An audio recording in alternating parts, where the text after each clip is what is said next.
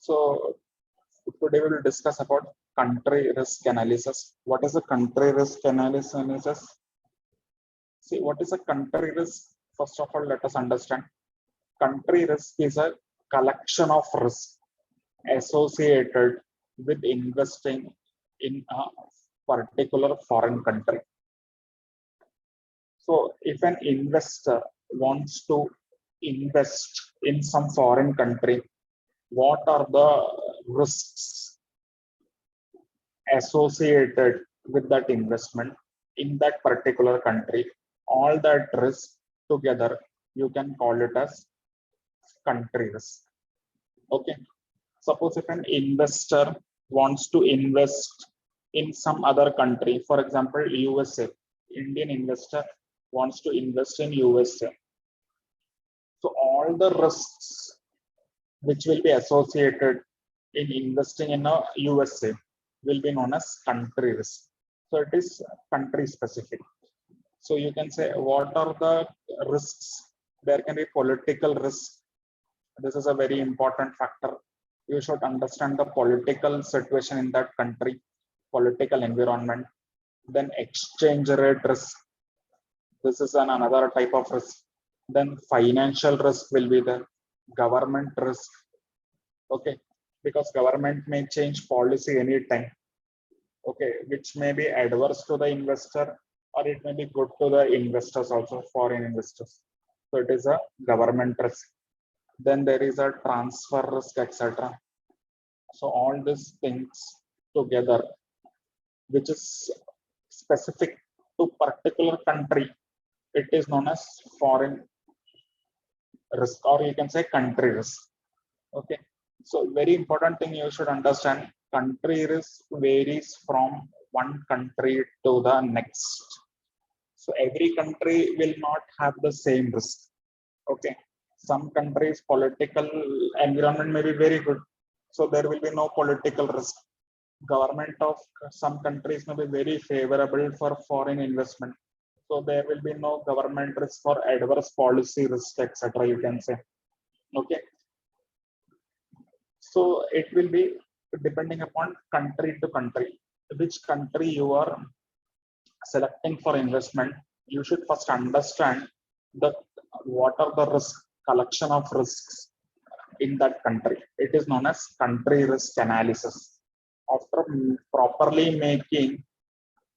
making proper invest and analysis, then only you should make investment in that particular country, because some countries have high risk to discourage much foreign investment. Okay, because some countries may be highly risky, political situation may be not good. Okay, financial risk will be there, government risk will be there, that government can change policy anytime, which may be adversely impacting the foreign investor. So all these things you should make a proper study before making the investment. So if a country is having a high risk, then you should not make investment in that country. Okay.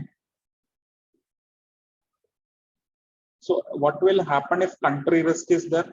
Obviously, if country risk is high, your return will be reduced, no? So it will reduce the expected return on an investment. So more the risk, you can say, in a particular country in which you are investing, your expected return will be reducing. Okay, because there will be more adverse situation prevailing in the countries. So this must be taken into consideration whenever investing abroad. Okay, because some country risk cannot be eliminated or hedged. Okay, there are some risks, country risk, which you cannot reduce. So you should take into consideration that risk before investing in a particular country. Okay, so country risk is nothing but risk associated with investing in a particular foreign country. It can be any type of risk. All that risk together, you can call it as country risk. and you should make a proper country risk analysis before making the investing in a particular country.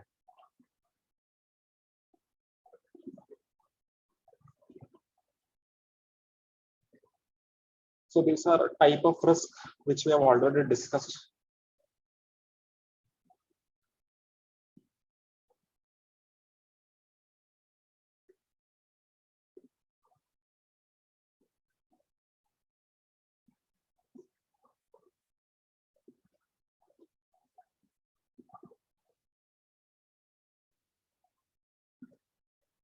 See, what are the instruments for risk management which we have already completed? One of the important instrument for risk management is entering into a derivative contract. Okay, and derivative is a contract whose value will be depending upon an underlying asset. Okay, underlying can be anything we have seen. It can be commodities, it can be precious metals. Okay, it can be interest rate, it can be shares, stocks, anything. It can be index also. Okay, so anything which you want to protect, that asset can be a underlying asset for a derivative.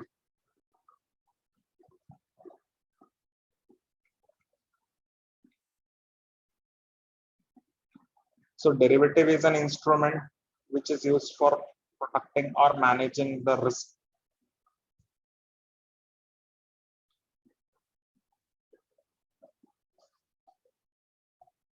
What are the elements of derivatives that we have discussed?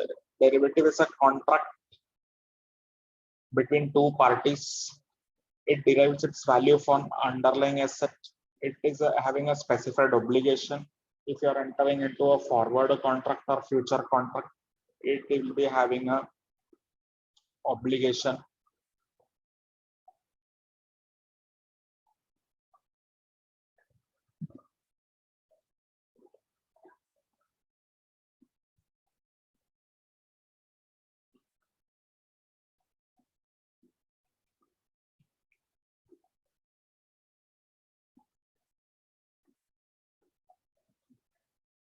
Then we have seen it can be direct or it can be exchange traded.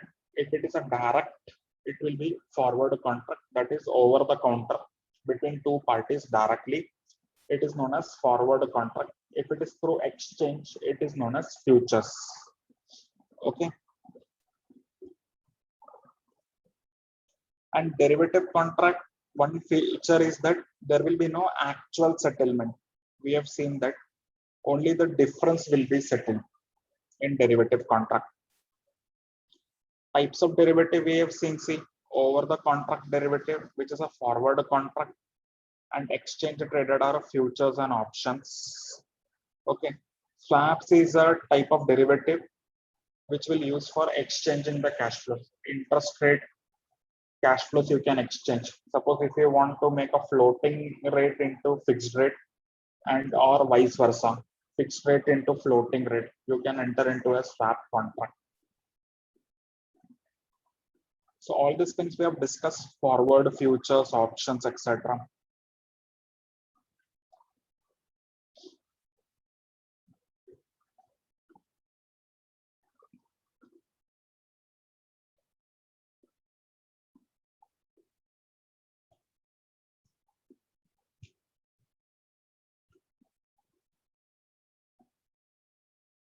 Then other techniques which are used is leading and lagging technique.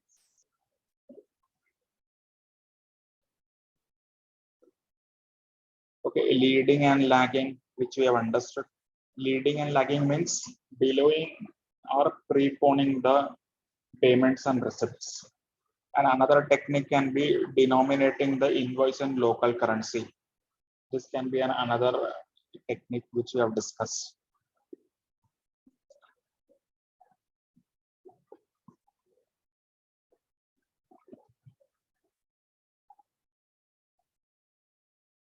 Okay, so this topic we have completed almost all things about foreign exchange risk management, etc.